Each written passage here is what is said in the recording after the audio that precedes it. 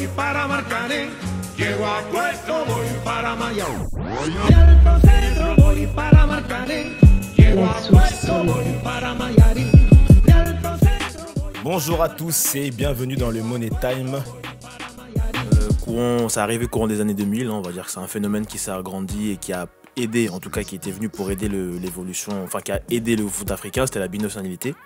Depuis 2009 maintenant, la FIFA a autorisé les joueurs à rejoindre la sélection de leur choix et ce sans limite d'âge, contrairement à avant où c'était limité à 21 ans.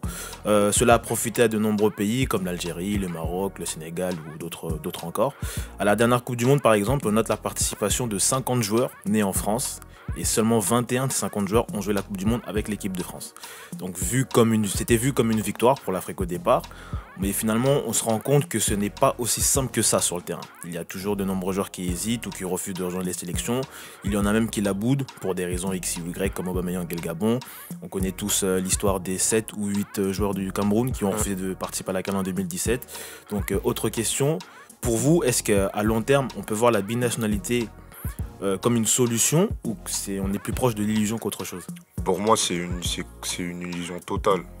C'est une illusion totale dans le sens où effectivement, en accordant cette binationalité, tu peux avoir des joueurs, on va dire des très bons joueurs. Moi, je prends l'exemple de Pépé par exemple, c'était un joueur qui est né en France, mais qui a directement choisi l'équipe nationale. Ça, pour la Côte d'Ivoire, c'est exceptionnel. Ça veut dire qu'il était même pas encore connu, que le joueur il avait décidé qu'il va jouer pour l'équipe nationale, et je pense que c'est un joueur qui va vraiment apporter à l'équipe de Côte d'Ivoire. Et des joueurs comme ça, il n'y en a pas beaucoup en fait.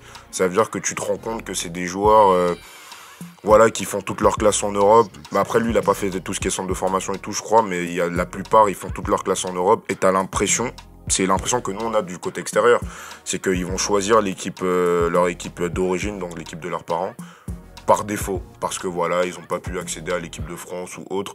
Et quand tu choisis une équipe par défaut, que tu le veux ou non, en fait, ça va se ressentir sur le terrain. Donc quand tu as une équipe de 23 joueurs et que tu en as 7 ou 8 ou 9 des joueurs comme ça, c'est sûr que à un moment ça va pêcher. Ça veut dire qu'il y a des joueurs, pour moi, mais franchement, en fait, là, tu prends la place d'un mec peut-être plus motivé que toi. Genre, on va prendre des exemples, même des joueurs comme des frères Pogba. Tu vois, pour moi, c'est des Français. Ça veut dire que quand tu viens en Guinée, etc., tu te dis, ouais, tu veux jouer pour la Guinée, alors que ton frère, après, chacun fait ses choix. Mais pour moi, c'est prendre la place à peut-être des joueurs plus motivés. Donc, je pense que pour moi, c'est une simple illusion, en fait. Ça veut dire que j'ai pas la solution. C'est un problème, mais j'ai pas la solution. Donc, mais il faudra en trouver, mais j'ai pas la solution. Kak, tu veux répondre? Après, ouais, je suis en partie d'accord avec lui. Sauf que il y a aussi une question de nivellement en fait. Ça veut dire quand tu es un sélectionneur ou quand tu es une fédération, est-ce que tu veux augmenter le niveau de ton équipe ou l'abaisser? Est-ce que par exemple le frère Pogba en question ou les frères Pogba qui sont en équipe de Guinée, est-ce qu'ils sont vraiment moins forts que ceux qui sont plus motivés? Après, est-ce que tu veux mettre en avant la motivation ou le niveau intrinsèque? Ah, mais quand tu viens en équipe de France, je suis en équipe de France, ouais, parce que non, quand tu viens en équipe nationale, c'est pour l'amour du maillot ou c'est parce que tu n'arrives pas à jouer dans un autre pays et que tu viens dans ce pays-là? Non, après sur ça, je suis d'accord. Mais la plupart des joueurs, c'est ça en fait. Ouais, après, du regard extérieur qu'on a, c'est exactement ça. Après, c'est ça. Maintenant aussi, il faut savoir, parce que tu peux être un binational, être né en France, avoir vécu toute ta vie en France, et même si ton premier choix c'était la France, mais que tu dois te retrouver à jouer pour ton pays d'origine, tu peux avoir aussi une source de motivation, peut-être au début qui va partir d'un sentiment égoïste et qui va devenir quelque chose de plus collectif, tu vois. Ouais. Par exemple, tu te dis, ouais, je sais pas, je veux jouer t'es un Gabonais, t'as essayé l'équipe de France, ça passe pas, tu te dis, je vais jouer pour le Gabon. Au début, c'est que pour toi, parce que tu as une carrière internationale, et arrivé sur place, tu te dis que vas-y, pourquoi pas, vraiment bien m'intégrer au moule et ça se passe. Après, c'est aussi une question de motivation, comme il a dit, et une question d'intégration. Tu vois, je pense qu'il y a des joueurs qui viennent peut-être de France ou autre. Par exemple, un Drogba, certes, il est né au pays, mais il a fait une grande partie de sa vie en France. Quand il n'était pas connu, peut-être avant qu'il commence à le devenir, il a décidé de jouer pour la Côte d'Ivoire. Il n'a pas tourné autour du pot. C'est devenu un leader et derrière, ça a suivi. Mais après, il faut aussi des leaders aussi. Ouais, c'est vrai. C'est ça le problème, parce que par exemple, tu prends la sélection de la RDC, les noms de Zaïrois qui jouent en Belgique ou en France, si je commence les noms, on va pas en finir. Lukaku, Mandanda, je sais pas qui, je sais pas quoi. Mais si t'en as aucun de ce top niveau-là qui décide de se dire je vais jouer pour mon pays d'origine, que tu sois né en France ou au pays où tu veux, bah après c'est compliqué aussi pour certains de suivre. Thomas, toi, tu es né en France, tu as joué avec les Bleus et tu as décidé de rejoindre la Côte d'Ivoire. Pourquoi tu as fait ce choix? Bah, en vrai, pour moi, c'était un choix logique. Au final, après, comme tu dis, je vais avec les Bleus. J'ai fait une sélection en jeune, mais en vrai, j'avais jamais été approché par les équipes nationales ivoiriennes. Après, voilà, c'est. Comme dit, c'est chacun comment on voit. Enfin, comment on porte l'amour de son pays, en fait. C'est toujours pareil. C'est aussi une question d'éducation. Ça vient aussi des parents. Si les parents t'inculquent la culture de ton pays, forcément tu vas te sentir plus concerné. Ouais. Bien sûr. Après c'est ça en fait, c'est ça le problème qu'on sait pas chez les gens en fait. Tu vois c'est ce que veut dire par exemple quand tu me dis ouais par défaut. Bien sûr qu'il y en a qui font des choix par défaut. Ils attendent mieux, ils attendent l'équipe de France. Ouais. Forcément ça fait pas. Tu t'as vécu en France, tu as vu en France, dès qu'il y a les matchs d'équipe de France, ça passe à la télé, tout le monde en parle. Et en plus, ils ont été champions du monde, t'as vu le buzz que ça fait. Ouais. Donc forcément, les gens, quand ils naissent dans un pays comme ça, les gens ils leur parlent de la Coupe du Monde 90, parce que moi, c'est ma génération. Ouais. J'étais petit, mais la plupart de ceux qui rejoignent les sélections maintenant, c'est cette génération-là, c'est ceux qui n'ont pas connu la Coupe du Monde. Mais forcément, quand ils sont jeunes, on leur dit ça et ils ont envie de jouer pour l'équipe de France. Mais au final, après, on ne leur a pas parlé de leur propre pays. C'est ça aussi, c'est aux parents de leur parler, tu vois. C'est pas, ça vient pas comme ça l'amour de. Je suis entièrement d'accord avec toi, mais quand tu vois des joueurs par exemple comme Morel, on a tous suivi l'histoire de Morel. Madagascar. Ouais. Tu vois, c'est en fait nous, on parle pas en tant qu'espace, en tant que supporter. Après, ce que je veux dire, tu te rends compte qu'il est déjà à la. En fait, nous, comme on le voit, c'est plus du profit qu'autre chose, parce que il est en fin de carrière. C'est maintenant qu'il s'est rendu compte que il avait des arrière-grands-parents. Et tu vois là, Et une fois qu'ils étaient qualifiés à la CAN, en fait. Voilà, et je te dis pas que son équipe elle va gagner la CAN, mais là tu prends peut-être la place d'un joueur qui est là-bas, qui s'entraîne. Tu vois ce que je veux dire. Moi, c'est plus ça que j'essaye de voir. Tu vois ce que je veux dire. Ouais, bien sûr. Après, comme je te dis, il y en a qui veulent profiter de tout. Hein. On sait bien. Aujourd'hui, là où tu peux aller ramasser, on va pas se mentir, c'est pour l'oseille. Pour aller ramasser de l'oseille, tu vas le faire. Et aujourd'hui, c'est vrai qu'il y en a qui sont dans ce système-là. Mais il y en a pour d'autres. Tu vois, par exemple, il y a beaucoup de binationaux en Algérie. Ouais. Mais au final, tu vois, c'est surtout les Algériens. Moi, j'ai grandi avec des Algériens. Tu vois, c'est des mecs qui. Culturellement, déjà, ils sont conditionnés à aller jouer en Algérie, à aller jouer pour l'Algérie, bien sûr. Les Algériens, ils ont une fierté qui. Bien sûr. On avait vu avec Fekir justement, puisque quand on lui avait posé la je- question, lui il avait répondu instinctivement oui quand il était en Algérie. Ouais. Et après, mais ça avait fait une Ouais, il a fait un volte-face, ouais. Parce que ouais. Tu vois, c'est comme ça. Parce qu'après, justement, en parlant d'Algérie, je sais que je lisais un article tout à l'heure qui en parlait et je sais que par exemple, Fegouli, lui, il expliquait qu'en gros, il avait choisi l'Algérie et que pour lui-même, c'était normal de jouer pour l'Algérie parce que lui, il estimait qu'en fait, par rapport à l'histoire, par rapport à ce qu'il a, le lien historique qu'il y a entre la France et l'Algérie, en tant qu'Africain, pour lui, il se devait en fait de jouer pour l'Algérie parce qu'il le disait clairement qu'il ne se sentait pas français. D'accord. Donc après, c'est juste pour rebondir sur le cas d'Algérie. Hein. Après, bon, c'est vrai que la binationalité, c'est un truc un peu particulier, mais comme dit Thomas, c'est aussi une question d'amour du pays, de la culture. Il y a des enfants qui, malheureusement, sont nés en France, on leur apprend rien sur le pays. Ils n'y sont jamais allés aussi. Il y en a qui disent qu'ils y sont allés qu'après avoir été sélectionnés. Ouais, il y en a beaucoup. Après aussi, tu vois, il y en a aussi qui ne sont jamais allés parce que aussi, c'est le cas de le dire. Et il y en a qui n'ont pas les moyens aussi d'aller. Ouais. Donc forcément, tu vois, on peut même, il y a beaucoup, en région parisienne, il y a beaucoup de binationaux. Ah bah. Et il y en a beaucoup qui ont cette culture-là à la maison, mais ils ne sont jamais allés dans leur propre pays pour voir de eux-mêmes. Et ça, on peut dire ce qu'on veut, mais c'est quelque chose qui manque quelque part. Mais c'est pas forcément de la faute de la personne, tu vois ce que je veux dire. Bien sûr, moi je voulais juste axer sur le fait qu'il faudrait qu'il y ait des bons joueurs à la Drogba comme il a dit ou à la Pépé, tu vois, qui assument le choix pour attirer peut-être les plus jeunes ou quoi, tu vois. Parce que si ça continue comme ça. Mais par exemple, comme tu dis, Drogba, il avait choisi avant d'être célèbre. Mais moi, est-ce que tu penses que s'il n'avait pas été en sélection quand il était encore à Marseille, avant d'être à Chelsea, l'équipe de France vient. C'est ça. On sait pas en fait. Pour un choix de carrière, tu penses qu'il aurait peut-être pas réfléchi? On sait pas. Franchement, on sait pas. On sait pas, mais on sait pas parce que là, on parle d'un. Il est né là-bas, tu vois. Je suis d'accord avec toi. Il est pas arrivé en France quand il avait 2 ans, tu vois. Il a vécu et tout. Donc, moi, je pense que vu son cas perso, moi si j'avais je pense qu'il aurait choisi la Côte d'Ivoire. Après, moi, C'est possible. Tu vois, moi, je vais te dire la vérité. Après, moi, ce qui me dérange le plus, je vais donner un exemple. Oh là là, désolé. Je vais donner un exemple concret. Par exemple, Kakuta. Moi, Kakuta, ça me dérange que pendant des années, il ait refusé la sélection et qu'un jour, il décide de dire ouais, porte ouverte et qu'on l'appelle directement. Et pourtant, si tu me parles du joueur, ouais, lui, il est exceptionnel. moi, je suis fan de lui. Moi. Ça veut dire, pour moi, c'est une carrière gâchée. C'est un talent de fou. Tu vois, moi, personnellement, quand j'étais petit, je le regardais, je me disais, mais ce mec-là, il est incroyable. Tu vois, je le voyais comme un truc de fou. Mais pour moi, c'était un gars qui avait grandi avec la sélection de l'équipe de France, des jeunes. Je crois que c'est de la génération Griezmann, je crois, peut-être, ou par là, plus ou moins. Ouais, c'est les 91. Ouais, c'est voilà. Griezmann, Donc, pour moi, Lacazette. ouais, exactement. Donc pour moi, c'était un gars, il allait jouer avec l'équipe de France et puis il n'y a pas de débat, tu vois. Surtout qu'à cette époque-là, il était à Chelsea. Voilà, ça veut dire qu'après, les choix de carrière ont fait que l'équipe de France, bah, c'était juste pas possible. La concurrence qu'il y avait à son poste, plus ses choix de carrière, c'était pas possible. Et en fait, que la RDC l'appelle, c'est normal parce que c'est un joueur de talent qui est un binational, on va dire, qui a les racines, tu vois. Donc c'est normal qu'on l'appelle, qu'ils disent non. Moi, ça me dérange pas. Ouais. Mais qu'on l'appelle pendant des années, qu'ils disent non. Et qu'un jour, parce qu'il se dit, bon, Ouais, là, il j'ai peut fait rien X faire, nombre ouais. de clubs, j'ai vraiment plus le choix. Pour avoir une carrière internationale, il faut que je vienne. Et qu'ils disent oui, moi, personnellement, ça me dérange. Et on sait très bien que, tu vois, dans le CV, avoir une carrière internationale, pour les contrats, pour les trucs, ça compte. C'est valorisant. Donc, faute à qui? Faute aux institutions. Parce que quand t'appelles un mec la première fois, parce qu'en France, ça n'existe pas, ça. T'appelles un mec, il te dit non, mais on va plus jamais t'appeler, et tu vas le savoir.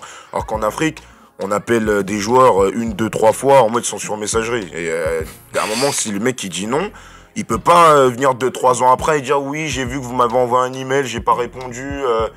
À un moment, c'est les institutions aussi, il faut être fier. Et, tu vois. Moi, mon principal problème, justement, avec la binationalité, c'est ça. C'est-à-dire que, je vais pas dire que c'est un problème en soi qu'il y ait des binationaux dans les sélections africaines. Nous-mêmes, on est pour la plupart binationaux, puisqu'on est né en France et on a l'origine de nos parents. Donc, c'est pas un problème d'être binational par Ouais, non, rapport à du tout, aimer du ton tout, pays, du tout tout. ça. Moi, le vrai problème pour moi, c'est ça, c'est de refuser. Ouais. Une fois que tu as refusé une C'est- sélection, un pays qui t'appelle, on veut que tu viennes dans nos 23, Tu tu refuses. dis non, Non, ou t'appelles tu plus sors jamais. des excuses. On a vu le cas récent de Ferland Mendy avec le Sénégal. Il a dit qu'il se concentrait sur le club de Lyon pendant énormément de temps. Il y a eu, je sais plus c'est qui Après, était Lyon, c'est pas blessé une en première, équipe de ça, hein. France. Je sais plus c'était qui Ouais, le. mais est-ce que tu imagines, Je sais on plus qui appelle était blessé en Rabiot équipe et France. on dit ouais, je me C'était concentre sur le c'était PSG. Benjamin. C'était Ouais, Benjamin, c'était ça. Benjamin Mendy. Ouais. Benjamin Oui. Mendy se blesse, on l'appelle Fernand Mendy, il va direct en équipe de France. Il prend le TGV, il dit ouais, Bah Tanguy oui. Ndombele m'a envoyé un message, je suis venu direct, C'est etc. incroyable. Tu vois, ça. moi, c'est ça mon Bah oui. rapport qui me dérange. C'est pour moi, c'est un manque de respect. Après, il y a en aussi fait. des clubs. Hein. Moi, je veux bien que Ouais. tu veuilles jouer avec l'équipe de France. Ça se comprend tout à fait. Bien sûr. Mais dès le début, dis-le. Là, En il y a fait, aussi des clubs. ne refuse pas Je suis d'accord ta avec toi. sélection, Après- la sélection de ton pays en disant soi-disant Tu te te concentres sur ton club, Mhm. alors que le jour où la France t'appelle, tu vas directement. Bien sûr. Ça n'a Après- aucun sens. Après, il y a plusieurs raisons de pourquoi du refus. Moi, la Côte d'Ivoire, par exemple, il m'avait appelé une première fois. Mhm. J'ai refusé. Mhm. Mais j'ai pas refusé parce que je ne voulais pas aller. Mhm. J'ai refusé parce que j'estimais aujourd'hui. Ils m'ont appelé quand je venais de signer mon premier contrat pro en fait. Mhm. Je commençais à jouer.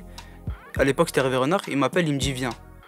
Je dis, moi, je le connais parce qu'il est de Cannes comme moi. Et donc, je le connais un peu depuis que je suis petit. Mhm. Je lui dis que non, aujourd'hui, j'estime ne pas être prêt.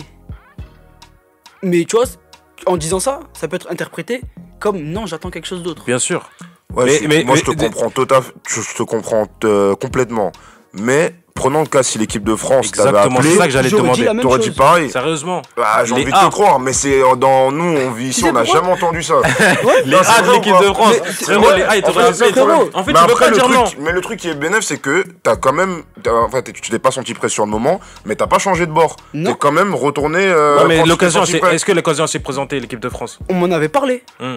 Après, pour moi, c'était trop haute. Ouais, bien sûr, je vois ce que tu veux dire, je comprends, ouais. Mais, si tu veux, nous, on avait le préparateur physique qui était aussi le préparateur physique de l'équipe de France quand j'étais à Bordeaux. Mhm. Et lui, un jour, il m'avait dit, ouais, il y a des gens qui m'ont parlé de toi. J'ai dit, ouais, pour l'instant, je vais pas te mentir, ça m'intéresse pas, je me concentre sur ce que je fais sur le terrain. Mais vraiment, Non, c'est normal. Je lui ai dit la même chose à D'accord, lui, ouais, tu vois. j'entends. Dans ce Mais- cas-là, j'entends, mais franchement, c'est tellement. C'est rare. Moi, j'ai jamais vu. Parce que Quelqu'un frérot- dire qu'en équipe de France, l'équipe de France l'a convoqué dans les 23, le joueur vient pas parce que il se concentre sur son club. C'est du jamais vu dans l'histoire. d'accord avec Moi, toi. j'en connais un, mais bon, après, là, avec l'Argentine, c'est. Ah, Higuaín. Higuaín, ouais. Non, Higuaín, ça c'est. Il a pas dit qu'il se concentre, lui, il attendait juste la il a bonne dit clairement, sélection. lui, il voulait pas, lui. Après, Il était même pas au courant de tout ça. Après, moi, par exemple, je parlais de la pression des clubs. Mm. Tu peux aussi avoir sur Ah, les joueurs, au sur les niveau choix des de. contrats. C'est ça Ouais. aussi, parce Ouais, que c'est ça. le truc c'est que aujourd'hui jouer avec une sélection africaine, aujourd'hui ça peut poser problème pour certains joueurs. en Bien Europe. sûr, Parce que déjà la CAN c'était en janvier. Bien sûr, ça veut bien dire que sûr. ça fait partir de ton club. bien sûr. Et ça aujourd'hui les clubs, Ils aiment moi pas je peux trop. te dire que je connaissais des joueurs Mm. qui aujourd'hui donnaient leur accord pour aller dans une sélection, Mm. mais on n'en parle pas. Ça reste comme ça. Tant que j'ai pas signé cet été dans mon club, ça sort pas. Mm. Et vous m'appelez pas en sélection. Mm. Ah ouais. Ouais, je vois, bien sûr. T'as le cas de Beni Kafobe aussi, si je me trompe pas, qui devait participer, je crois, à la CAN en 2017. Mais je crois qu'il joue à Bournemouth. Bournemouth, Ouais. qui lui a clairement dit que si tu pars jouer la CAN avec ton pays, Non, quand non. tu reviens, t'es pas titulaire. Ouais, il y a ça. Après, il y a aussi un autre exemple que je voulais évoquer. Par exemple, Presnel Kipembe. Il y a beaucoup de gens qui savent pas, mais Mais il a joué au Congo. tout jeune, il a joué avec la Ouais, RDC. bien sûr, il y avait les photos bien qui sûr. avaient tourné un peu. Mais le choix qu'il fait d'aller en équipe de France, certes parce que c'est l'équipe de France l'appelle, mais c'est aussi parce qu'on lui fait comprendre que c'est mieux. Mais c'est une réalité. Bah, Mais, mais après- en termes de business, en termes de Après, ce que tu veux, de comme- contrat, c'est Mais mieux. après le truc c'est qu'il n'y a pas que l'équipe. Et en fait, si tu veux, nous déjà, tu vois, quand on est jeune, Ouais. si tu veux, les sélections africaines ne nous approchent pas forcément aussi. Ouais, vous Mm, faites, c'est Tu ça vois, le aussi. contact est difficile à établir. Pourquoi? Parce que les clubs aujourd'hui travaillent tous avec la Fédé. Ils ont des subventions de la fédération. Mm. Ouais. Donc forcément, un club, toi tu joues à X club en Ligue 1 en France. Ouais. Ils ont un centre de formation. Le centre de formation, il est payé par qui? Qui donne les. Ouais, c'est la fédération.